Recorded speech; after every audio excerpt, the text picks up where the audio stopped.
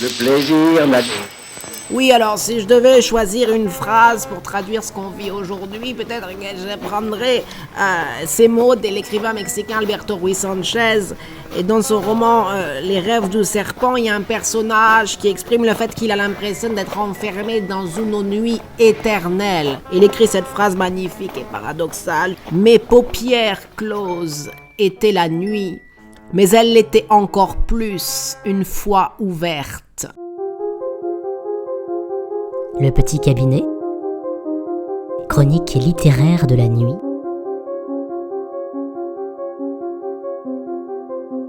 Gustin Rofortard. Dans ces temps sans luciole, dans cette longue nuit de novembre, les fictions les plus sombres seront notre seul réconfort. Puisque nous ne comprenons plus la clarté, puisque, comme le dit Victor Hugo, nous n'avons que le choix du noir. Et pourtant, depuis 20 ans, un homme, un seul, écrit, je cite sa 4e de couverture, pour voir le monde en couleur. Non, ce n'est pas Peter Pan et ses rêves d'enfance éternelle qui s'expriment ici. Non, c'est un homme de notre temps, un homme engagé de ce siècle qui délivre humblement sa poétique. Cet homme, c'est Marc Lévy. Marc et sa barbe nuageuse, Marc et sa chemise blanche décontractée, un peu moins chère et un peu moins ouverte que celle de Bernard, un faux air de Georges Simenon avec ses blazers gris ou camel, panoplie complète et assumée de l'écrivain populaire. Et tant pis si ces livres finiront écornés par le sable, menacés par le télé 7 jeux, tant pis s'ils resteront fermés sur la tablette du TGV, pierre d'attente du voyageur ronfleur. Les romans de plage, de gare, Feel Good Books ou Karcher à Chaumière ne changeront pas la planisphère. Et pourtant, comme l'écrit Guillaume Musso, je le cite, les romans sont comme des briques de Lego qui, avec leur encre magique, fabriquent un monde alternatif. C'est arrivé la nuit. Voilà le titre de la dernière progéniture romanesque de Marc Lévy qui bouscule tous les horizons d'attente des lecteurs grincheux, la sainte trinité des 3T Télérama, ceux qui pensent que son entreprise littéraire ne serait qu'une affaire commerciale. Non, Marc s'engage ici dans une saga polyphonique et politique, et pour le prouver, il place en épigraphe une phrase de Victor Hugo, je cite « Ceux qui vivent sont ceux qui luttent ». Le roman est l'histoire de 9 hackers révoltés contre le mensonge des réseaux sociaux et la malaisance des cols blancs. Après le club des 5 et le clan des 7, voici la compagnie des 9 qui part en guerre contre le système. Un roman rebelle, un roman pirate sur les brigands d'aujourd'hui. Des révolutionnaires, je cite le texte, en costume élégant ou en robe blanche qui ont, je cite encore, leurs entrées dans tous les palaces du monde. Des pinsons Charlot, en somme, des pinsons Charlot cambrioleurs un peu plus pincés que Charlot, mais qui ont, Marc le répète à de nombreuses reprises, le cœur qui bat très fort. Nous allons pirater les comptes bancaires des dirigeants de Talovie, mouiller dans ce scandale et saigner ces salauds à blanc. Marc Lévy nous entraîne à Oslo, Londres ou Tel Aviv. Dans les métropoles de Marc, on se couche, je cite le texte, sur le bois des bancs, tandis que le soleil, je cite encore, tiédit les briques. L'auteur ne nous épargne aucun détail climatique, mais dévoile dans ce roman un sens très shakespearien du cosmos, où, je le rappelle, le jour ne s'oppose plus à la nuit. Le combat des 9 hackers de Marc contre la médiatisation capitaliste est redoublé dans l'espace romanesque par un tas assez impressionnant de descriptions fulgurantes qui renversent, elles aussi, l'ordre établi. Des paysages tumultueux qui s'opposent, je cite le texte, à ces couchers de soleil bien nazes qui inondent les réseaux sociaux. La plume magique de l'écrivain est à elle seule une cosmogonie. Dans le grand livre léviesque, tout gronde, tout glisse. La prose de Marc Lévy est cet ouragan romantique cher à Victor Hugo. Citons quelques fulgurances de ce texte qui nous laisse à peine à nous lecteurs le temps de respirer. Je cite page 501, « La lune s'élève dans le ciel.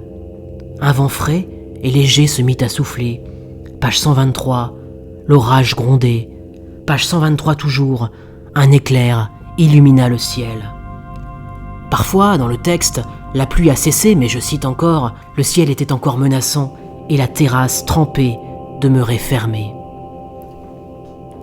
Des événements climatiques paranormaux, extraordinaires, inqualifiables, méritent vraiment d'être cités. Page 147. L'orage passe et recommencerait plus tard, ailleurs.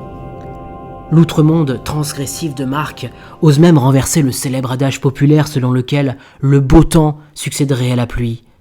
Page 16, je cite, « La veille encore, le ciel était dégagé, mais plus rien ne ressemblait à hier. »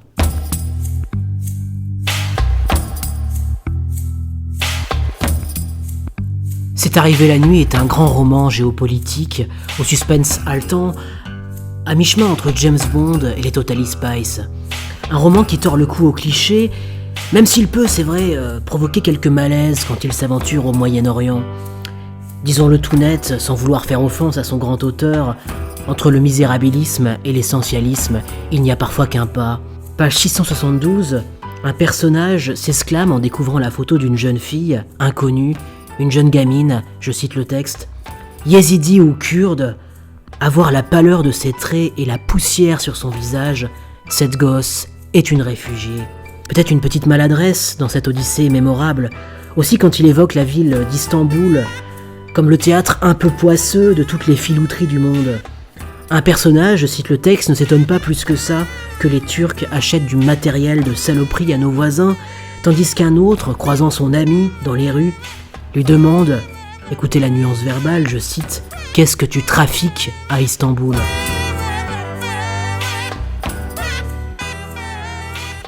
Alors oui, nous ne pardonnerons pas à Marc ses béquilles essentialistes, mais nous saluons, par contre, son féminisme audacieux sur lequel vous ne vous tromperez pas. Nous ne croisons dans ce roman, je cite, que des femmes à l'allure vaillante, des filles, je cite encore, qui jouent au pickpocket. Et Marc annonce la couleur d'entrée de jeu avec la biographie sommaire de son héroïne principale. Je cite le texte, page 23. À l'âge supposé de l'innocence, Ekaterina avait largué les amarres. Alors oui, on apprécie ici le zeugma syntaxique qui met sur un même plan un élément biographique, historique, avec une métaphore consacrée des amarres. Mais que peut bien-elle désigner cette métaphore ?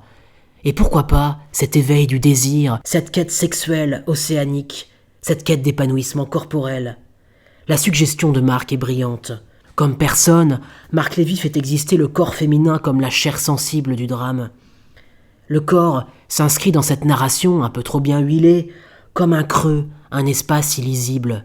Je cite le texte. « Pendant qu'Ekaterina se donnait du plaisir, Matteo restait songeur. » L'omniscience masculine du narrateur se heurte très verbalement ici à ce corps féminin libéré sur la page, qui ne supporte plus le langage, pétrifiant du phallus. À la page 24 encore, cette même séquence se développe, je cite. Ekaterina ôta son t-shirt et le jeta au pied du lit. Pourquoi ne pas épaiser la tension qui l'empêchait de dormir en se donnant du plaisir ? À elle et probablement à son voisin qui ne manquait pas d'épier son souffle mêlé au grondement de la pluie qui continuait de battre les fenêtres. Avant de fermer les yeux, elle eut comme chaque soir une pensée pour celles et ceux qui passaient la nuit dehors, pensée qui la renvoyait à sa jeunesse. De manière audacieuse, Marc Lévy met sur le même plan deux fantasmes. L'envie de se donner du plaisir et celle d'imaginer au loin les clochards dans les rues froides. L'association nous laisse perplexes, il est vrai, mais nous permet de rêver, à nous lecteurs érudits, à une sorte de Ruy Blas contemporain entre une héroïne tchécovienne, Ekaterina, et des vagabonds invisibles. La narration de Marc Lévy inaugure un nouveau partage du sensible, où les appétits primaires et égoïstes de ces personnages dérivent vers l'imaginaire d'un monde meilleur, où les exclus sont l'objet profond du désir et pénètrent malgré eux dans les palaces dorés. Alors oui, certains diront que Marc souhaite cocher toutes les cases, le cadre luxueux des palaces internationaux qui créent de l'audience dans les sagas TF1, la satire de la finance, le vernis sociologique plus accessible qu'un débat de Balance ton poste. Certains diront que pour un roman sur le piratage des institutions, le mot révolution ou révolutionnaire n'apparaisse pas une fois, tandis qu'on trouve 36 fois exactement le mot argent, ou 18 fois le mot billet, 3 fois le mot crypto-monnaie. Alors oui, le businessman de la littérature a encore du chemin à faire pour parler de ceux qu'il ne connaît pas. Il est un peu comme son propre personnage, qui dit vouloir, je cite le texte, « regarder le monde au-delà de sa seule condition ». Il progressera, Marc, sans doute. Il reviendra dans le prochain tome. Alors rendez-vous à l'été 2021, autour de 3 chichis et d'un beach volley. Les pages du prochain Marc Lévy seront plus rouges que jamais. Sur les plages de Royan ou dans la touffeur d'un TGV arrêté en pleine voie, la révolution dégoulinera des maillots. On fera des barricades en château de sable et on piratera la Wi-Fi SNCF. Ce sera le premier jour, ce sera la première nuit, ce sera un sentiment plus fort que la peur, ce sera, en fait, une autre idée du bonheur. Pour reprendre les titres des précédents livres de Marc, tous aussi prophétiques les uns que les autres, et si c'était vrai que derrière les parasols, on voyait des vieux couples mutiques s'aimer et rire de nouveau, et se dire à l'oreille, comme l'un des personnages du roman à la page 376, « Tu sais pourquoi je t'aime autant ? Parce que tu n'as peur de rien, et moi non plus. » Rouge, comme un soleil couchant de Méditerranée. Rouge, comme le vin de Bordeaux dans ma tête étoilée. Rouge, comme le sang de Rimbaud coulant sur un cahier. Rouge, comme la mer qui recouvre le désert de Judée.